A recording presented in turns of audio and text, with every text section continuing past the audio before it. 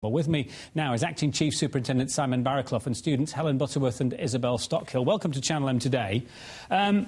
Simon, every year I report this.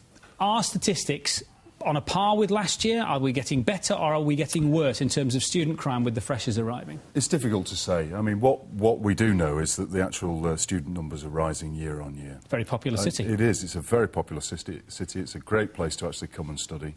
It's a great place to party. And it's a great place to live.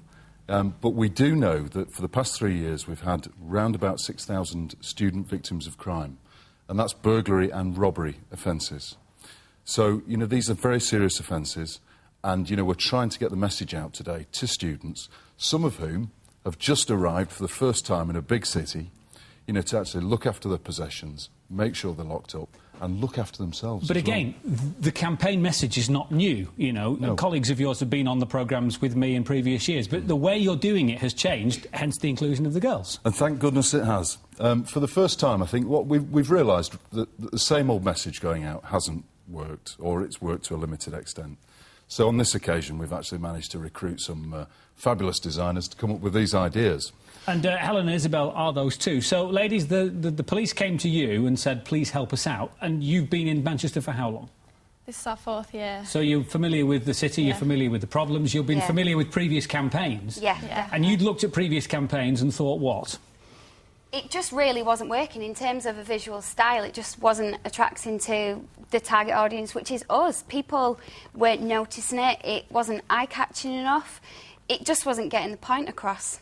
And which you probably told the representatives of Greater Manchester Police in no uncertain terms. You are design students, I should point out. So what were your initial thoughts? You need something that will catch the eye, but presumably you also get a message across. You've gone for some fairly hard-hitting phrases here, haven't you? Yeah, well, as designers, it's all about problem solving.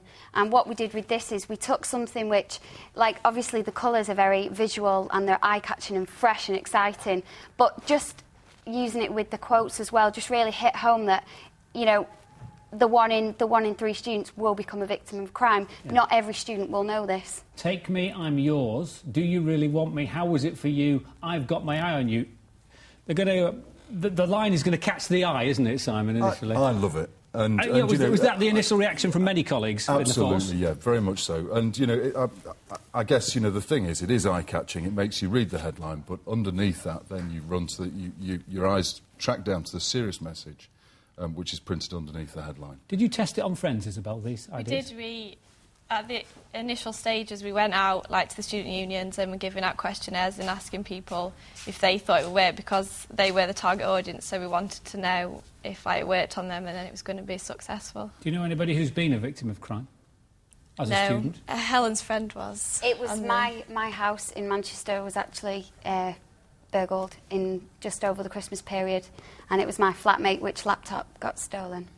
And this is, I mean, you know, we don't want to advertise that burglary is the thing you should be doing, but if you're going to hit one house that's got 4 or 5 laptops in it rather than one house that has only got 1 laptop in it, for burglars, students are rich pickings, aren't they? Well, they are, and unfortunately the criminals know this, and they specifically target student dwellings. They know where students live, and they target those houses, because, you know, at the end of the day, you think about students returning from home after a long summer break. They're turning up with brand new laptops, iPods, phones, all the latest technology. Technology that, frankly, you and I didn't have when we were students. Absolutely. Really. Perhaps we weren't as liable to be victims in our day. And probably don't know how to use now.